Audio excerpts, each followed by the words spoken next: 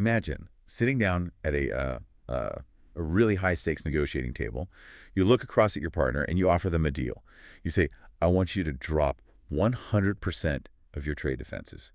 Every single tariff, just gone. Which is a bold opener. Right, a massive ask. And then you follow it up with, in exchange, I am only going to drop 95% of mine. On paper, if you were the other side, you just walk away. Right? Oh, absolutely. I mean, it sounds like you just got entirely out-negotiated.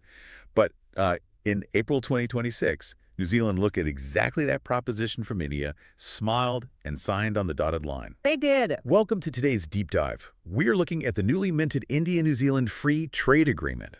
And our mission today is to figure out the mechanics of how and why a seemingly lopsided deal like this actually got made. Yeah, because it is definitely not what it looks like on the surface. Exactly. Because behind these numbers is a massive, incredibly calculated geopolitical maneuver. So let's jump right in.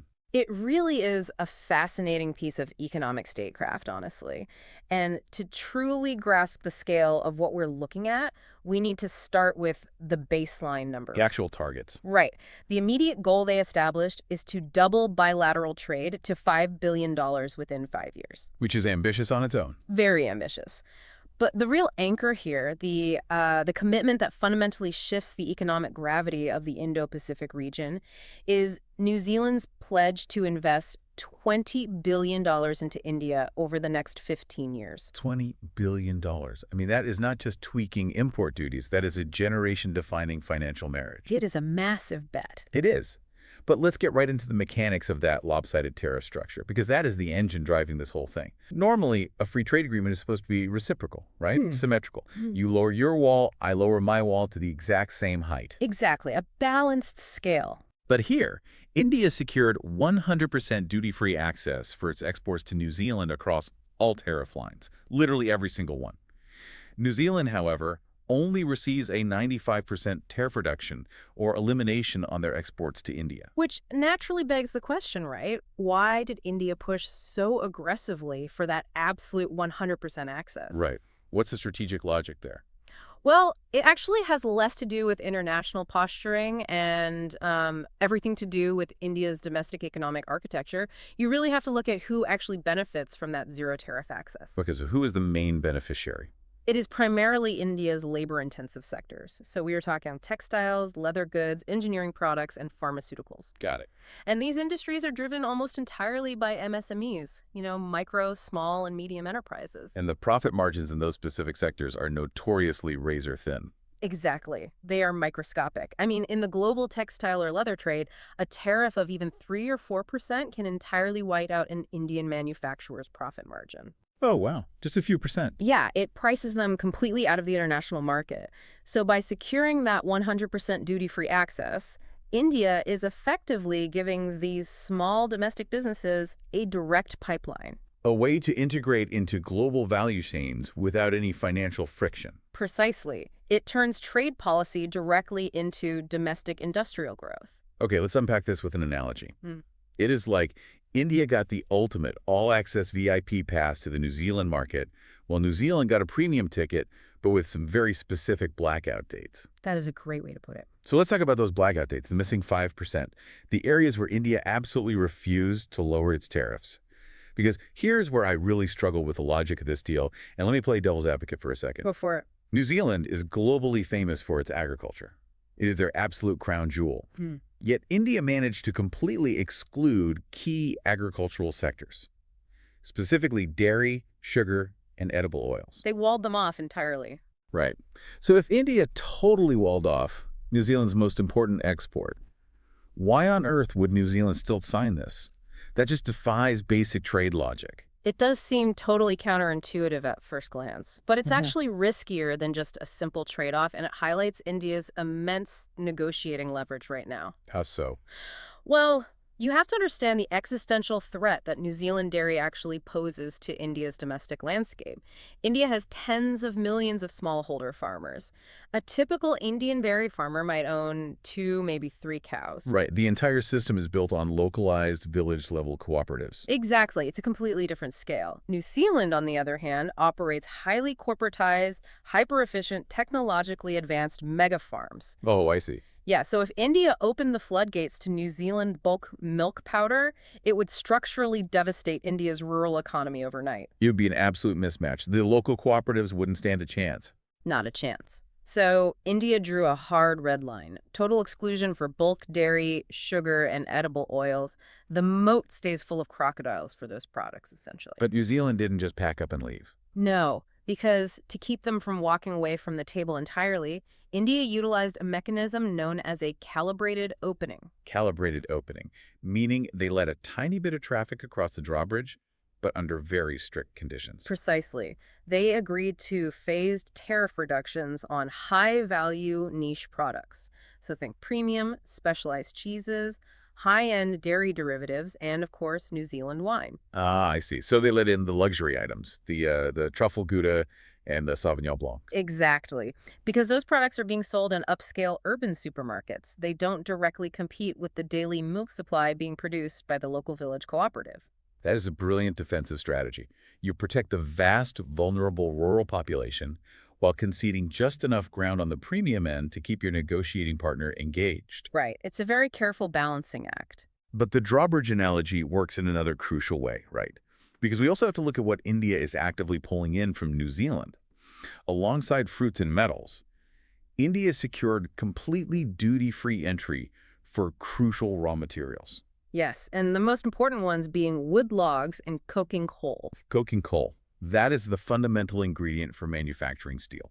It is the absolute bedrock of industrialization. I mean, steel is the backbone of infrastructure, defense manufacturing, and urbanization. So they need it desperately. Exactly. By securing a reliable, massive, tariff-free stream of coking coal and wood logs from New Zealand, India is literally feeding the very domestic manufacturing sector it is trying to grow. Okay, so let's synthesize this cause and effect loop for you listening, just as a quick rapid revision. India protects its rural farmers from being wiped out by foreign dairy. It imports the raw coking coal it needs to build its factories, and then it takes the shoes, textiles, and engineering goods that those factories produce and exports them to New Zealand completely duty-free. It is an incredibly tight, self-sustaining economic loop. It ties directly into the broader policy of Atmanirbhar Bharat, building true self-reliance. It really is a masterclass in geoeconomics, and honestly, it explains why New Zealand accepted the 95% deal. Because they wanted to be part of that loop. Exactly. Securing a long-term foothold in the world's most populous market and becoming an irreplaceable supply chain partner for India's industrial boom was ultimately far more valuable to Wellington than fighting a losing battle over bulk milk powder. It makes complete sense when you break down the raw materials and the physical goods like that. But let's shift gears a bit, because it is one thing to import the coking coal to build the factories, but you also need the engineers to run the software inside them. You do. Modern economies run on the movement of minds, services, and intellectual property. And this April 2026 agreement goes remarkably heavy on the human element, doesn't it? It does. And for India, this was a non-negotiable pillar of the negotiations. The free trade agreement actually mandates 5,000 work visas annually, specifically designated for Indian professionals. Wow, 5,000 a year. Yeah. And furthermore, it introduces working holiday visas and creates significantly easier post-study work options for Indian students who graduate in New Zealand. But the visa numbers are really just the surface level, right? The actual mechanism that makes those visas useful is the mutual recognition of standards. Can you explain how that actually changes the reality on the ground for a worker or an IT company? Absolutely. Because without mutual recognition, a trade deal is essentially useless to a service-heavy economy like India's. Okay, how so? Well, let's say an Indian IT firm wants to bid on a lucrative government contract to manage a hospital database in Wellington. Historically, they would face a mountain of invisible, non-tariff barriers. Like what kind of barriers? So New Zealand might not recognize the specific cybersecurity certifications of the Indian engineers, or they might mandate local hiring quotas because Indian educational degrees aren't legally equated to local ones. So the firm just gets bogged down in years of red tape and eventually gives up. Exactly. It's too expensive and time-consuming. But under this agreement, there is a mutual recognition of standards across IT, education, and financial services. Meaning they treat them as equal. Yes. That means an Indian IT professional's credentials or their educational degree is legally and officially recognized by the New Zealand government as equal to their own. That is huge. It is. The Indian firm can bid on that hospital contract tomorrow, deploy its engineers using those 5,000 dedicated visas, and completely bypass the bureaucratic nightmare. It removes the invisible walls to trade. That is a massive capability multiplier for India's service sector. But speaking of legal and bureaucratic walls, there is a detail in this agreement that absolutely blew my mind when I read the source material. Oh, the GI tags. Yes, it is regarding geographical indications, or GI tags. Under this FTA, New Zealand committed to rewriting its own domestic laws within a strict 18-month window to protect unique Indian products. The 18-month GI clock. This is perhaps one of the most aggressive and impressive institutional wins for India in the entire document. I want you listening to really actively recall the timeline here. Changing national law, moving something through Parliament, dealing with local committees, usually takes years, sometimes the better part of a decade. Oh, easily. To force a sovereign nation to put themselves on an 18-month ticking clock just to rewrite their laws to protect your heritage products is an extraordinary concession. Why is a GI tag so important that India made it a deal breaker? Because it is the ultimate defensive shield for your cultural and regional economy. A GI tag is a legal certification that a product has a specific geographical origin and that its quality is intrinsically linked to that exact origin. But think of like Darjeeling tea. Yeah. Or pashmina shawls from Kashmir. Yeah, exactly. Or champagne from France. Right. If it's not from that specific region in France, it's just sparkling wine. Right. Now imagine a scenario where a local manufacturer in Auckland decides to produce a cheap synthetic shawl and legally brands and sells it in New Zealand as authentic pashmina. That happens all the time. It does. And before this agreement, the traditional Indian artisans back in Kashmir, who spend months hand-weaving the real thing, had very little legal recourse. They were being undercut in international markets by cheap knockoffs. So this law changes that. Yes.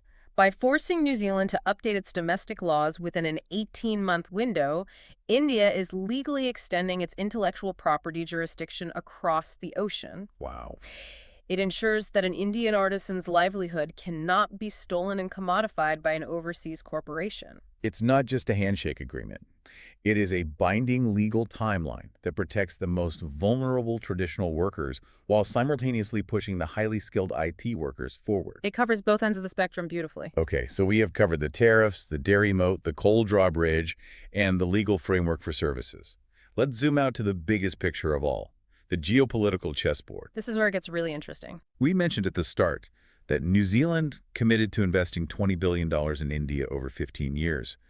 You don't drop $20 billion into another country's economy just because you like their IT workers or you want to sell them some premium cheese. No, you definitely don't. That is a survival move. Why is New Zealand making such a massive, urgent bet on India right now? To understand that $20 billion commitment, you have to look at the unsaid subtext haunting this entire agreement. And that subtext is China. Oh, okay. For the past 2 decades, New Zealand has been heavily dependent on the Chinese market. A massive percentage of their entire export economy was effectively tied to one single nation. Which is great when times are good, but incredibly dangerous when geopolitical winds shift. Exactly. And the climate has shifted drastically. Over the last few years, there have been heightened acute anxieties across the Indo-Pacific around supply chain vulnerabilities and, the very real threat of economic coercion. Meaning if you step out of line, they punish you economically. Precisely.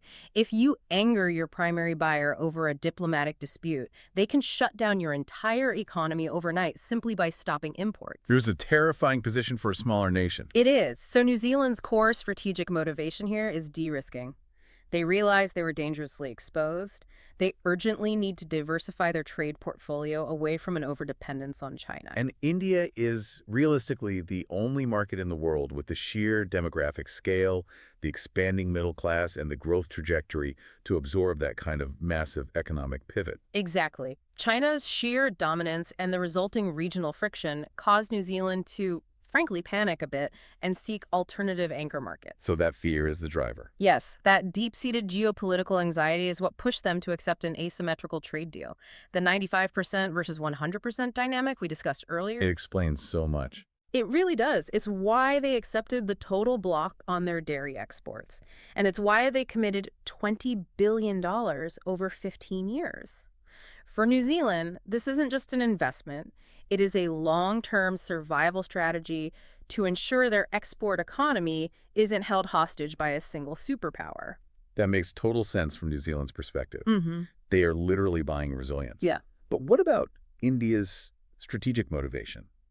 Obviously, pulling in $20 billion of foreign investment is a massive win, but how does this integrate into India's larger strategy for the Indo-Pacific? It's all connected. Because we hear these terms constantly, right? Multipolarity, maritime security, the QAD.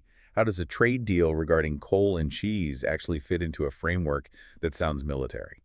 Because fundamentally, true security is economic security. Right. You cannot have strategic autonomy, you cannot have a secure maritime domain if your supply chains are completely controlled by a geopolitical rival.